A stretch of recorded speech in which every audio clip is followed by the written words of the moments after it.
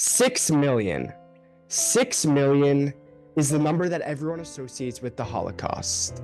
With 6 million people, you can take Madison Square Garden and fill it up 300 times. It was the middle of the night, just 2 days before Kristallnacht, November 7th, 1938, and at the time, the Eisner family and the rest of the German Jews didn't know what was about to unfold. Here's the story of 13-year-old Mrs. Claire Eisner Michelle. In the middle of the night, they get a knock on the door. It's their neighbors coming to tell them that the Nazis are coming. When the neighbor came to warn us, he said, they're coming for you. At that moment, nobody in the house realized what was happening. We didn't understand it. So this was a late in the evening, and my sister and I went to neighbors. We told her they want to arrest us, and she put us up in her attic. And she said, I will come for you when it's safe. I'll find out. Hours and hours of waiting for the neighbors living downstairs to come and tell them it's all clear. Finally, Claire and her sister realized that their neighbors probably were captured by the Nazis already, and they probably need to make the risky decision and decide to go back home on their own. Well, we sat there on the floor all night, my sister and I, and no one came for us. As the two sisters approached their apartment, they noticed a ladder that was most definitely out of place. What was going through their heads at the moment? Are they too late? Had the Nazis came and used that ladder to capture their mother and brother already?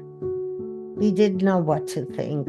It had a big ladder, so my sister said, you know what, let's take the ladder, climb up. We moved the ladder, and my mother and brother were there. 10 minutes later, they hear boots coming closer. The Nazis are there. A group of 3 Nazis looking for the Eisner family. They looked at the front in our apartment, and then they saw the ladder. You can hear a pin drop in the attic. They noticed the ladder. The Nazis looking outside stopped.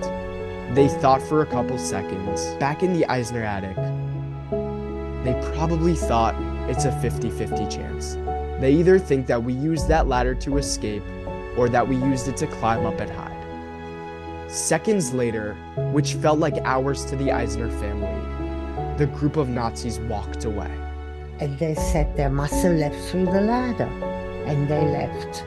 They had the assumption, they took the 50 chance that they used that ladder to escape. Truly a miracle.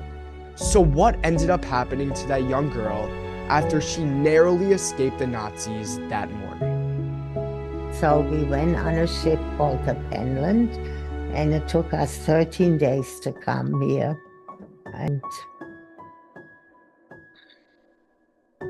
And while when we docked in Hoboken, before we docked, everybody was like 6 in the morning.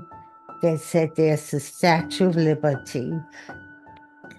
Everyone went to see it. It was a special sight for us. Something no one else can experience. Hearing that story is chilling and brings tears to our eyes. It's now 2024, 85 years later, and Mrs. Michelle will turn 99 in just a few days.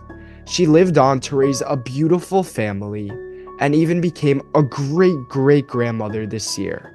There's one more aspect to the story that I want to share with you guys. For the very first episode of The Voice of Us, I couldn't feature just anyone. Mrs. Michelle has a special connection to me. She's my great-grandmother. The generations that follow focus on living the legacy that she left behind, remembering the past while focusing on the future. This story illustrates that beautiful message, with the next episode continuing to expand on that message. Yom Hashoah, always remember and never forget.